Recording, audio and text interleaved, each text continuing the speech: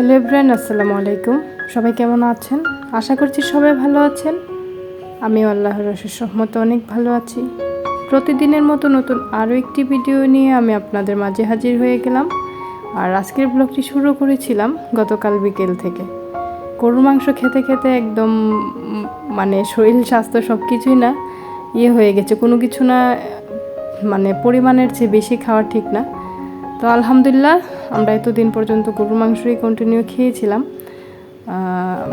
সবজি খাওয়া হচ্ছে না, শাকসবজি। তো যেমন আমাদের আমিষের প্রয়োজন ভিটামিন, শর্করা, স্নেহ, খনিজ লবণ, প্রত্যেকটা আমাদের যেই পুষ্টির উপাদান আছে সুষম খাদ্যের মধ্যে যেগুলো পড়ে সবগুলাই কিন্তু মেনটেন করে খেতে হয়। তো আমি এখানে কিছুদিন আগেও এখান থেকে কেটে নিয়ে রান্না করেছিলাম, এখন তেমন বেশি বড় হয়নি। ভাবছি যে আজকেও যতটুকুই হয় না কেন নিজের হাতের লাগানো ফ্রেশ শাক রান্না করব। তো ছাদ থেকে এসে এগুলাকে আমি কেটে নিয়েছিলাম। এখন প্রায় রাত হয়ে গেছে, এখন প্রায় রাত 7টা বাজে। তো আমি ইদানিং আমার মেয়ের স্কুল বা আমার ব্যস্ততার কারণে আমি গরমও প্রচুর, যার জন্য আমার রাতে রান্নাবান্না করা হয়। আমি মনে করি রাতে যদি একটু কষ্ট করে রান্নাবান্নাগুলি করে ফেলা যায় তাহলে সারাদিন তেমন রান্নাবান্না নিয়ে কোনো টেনশন থাকে না। ঘর ঝাড়ু দেওয়া, ঘর মোছা, বাথরুম, বেসিন, পরিষ্কার পরিচ্ছন্নতার যে কাজগুলো থাকে রান্নাবান্না ব্যতীত ওই কাজগুলাই করতে হয়। তো কথা বলতে বলতে আমি এগুলা কিন্তু ধুয়ে নিয়েছি, যেহেতু ছাদে লাগানো হয়েছে তেমন ময়লাও নেই, একদম ফ্রেশ। তারপর আমি এগুলাকে বলে নিয়ে ধুয়ে নিয়েছিলাম, কেননা শাকের মধ্যে কিন্তু প্রচুর ময়লা লেগে থাকে যেগুলো হয়তো দেখা যায় না। আর সাথে কিন্তু কাঁঠালের বিচি দিয়েছি, আর আলু ছাড়া তো চলবে না। এগুলা দিয়ে আজকে ভাবছি শুটকি রান্না করব।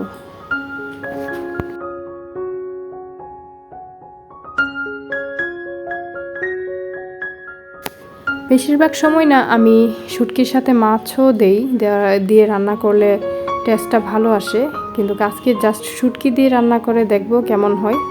যদিও মাছ দিয়ে রান্না করলে যে টেস্টটা আসে ওই রকম টেস্ট হয়তো আসবে না। তো ফ্রিজে মাছও তেমন ছিল না, যেহেতু ঈদ এসেছে, ঈদকে কেন্দ্র করেই সব কিছু নামিয়ে খেয়ে ফেলেছিলাম আর কি এক কথায়। আর এখনও বাজারে যাওয়া হয়নি, ইনশাল্লাহ যাব, আপনাদের সাথে শেয়ার করব কি আনি না আনি। আর কথা বলতে বলতে ভিডিওর প্রায় মধ্যাংশে চলে এসেছি। যারা আমার ভিডিওটিতে এখনো একটি লাইক দিলে প্লিজ একটি লাইক দিয়ে দিবেন। আর আমার চ্যানেলের ভিডিও যদি আপনাদের কাছে ভালো লেগে থাকে, পরবর্তীতে দেখতে চান, তাহলে আমার চ্যানেলটি সাবস্ক্রাইব করে পাশে থাকা বেল অল অপশনে ক্লিক করে রাখতে পারেন। এতে করে আমি যখনই ভিডিও দেব আপনাদের মোবাইলে নোটিফিকেশন চলে যাবে। তো এই যে ভিডিওটি দেখতে পাচ্ছেন রুটি বেলা, তারপরে রুটি ছেঁকা, এগুলা আমি আজকে সকালে এই ভিডিওটি নিয়েছিলাম।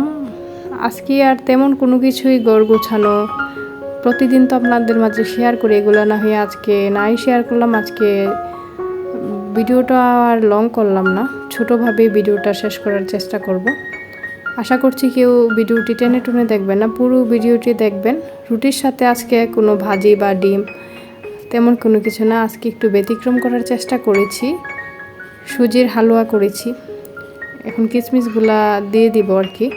কিশমিশগুলা সবার শেষে দিলেও হয়, কিন্তু একটু শক্ত টাইপ থাকে, তো যার জন্য আমার বেবিদের খেতে প্রবলেম হয়, এই জন্য আমি এখনই দিয়ে দিব। চিনিটাও কিন্তু দিয়ে দিয়েছিলাম। আর এটা কিন্তু শুধু পানি দিয়ে আমি রান্না করছি, এটার সাথে আমি দুধ অ্যাড করিনি আর কি। তেজপাতা, দারচিনি, এলাচ দিয়ে দিয়েছিলাম। এটা আমি চুলার আঁচটা একদম নর্মাল রেখে নেড়ে চেড়ে ঘন করে নিচ্ছিলাম। শেষ পর্যায়ে আমি এখন কিশমিশগুলো দিয়ে একটু নেড়ে উঠিয়ে নিব। এটা যখন একদম ঠান্ডা হয়ে যায়, কোনো বাটিতে ঢেলে রেখে দিলে, গরম অবস্থা থেকে ঠান্ডা হয়, তখন কিশমিশগুলো পরে সার্ভ করলে দেখতে কিন্তু অনেকটা সুন্দর লাগে।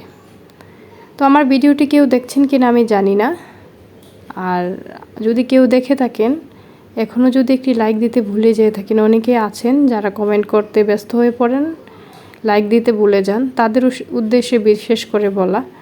আপনারা যেহেতু ভিডিও দেখছেন, একটি লাইক দিতে তো আপনাদের কোনো প্রবলেম নেই, দয়া করে একটি লাইক দিয়ে দিবেন। সবশেষে আপনাদের কাছে এটাই আমার অনুরোধ। আর এই যে আমি এটা সার্ভ করে নিলাম, কেমন হয়েছে অবশ্যই কমেন্ট করে জানাবেন। আর এটা হচ্ছে বিকেলে কিন্তু ঝড়ের মতো করে মানে বাতাস বয়ে যাচ্ছিল। আর এই যে আমগুলা দেখতে পাচ্ছেন আমার পাশের বাসার, এগুলা কিন্তু পৃথিবীর সবচেয়ে দামি আম। এটা 2,80,000, 2,00,000, 2,50,000 প্রায় সামথিং এগুলার প্রাইস। তো ভালো থাকবেন সবাই, আল্লাহ হাফেজ। পৃথিবীর সবচেয়ে দামি আম দেখিয়ে দিলাম।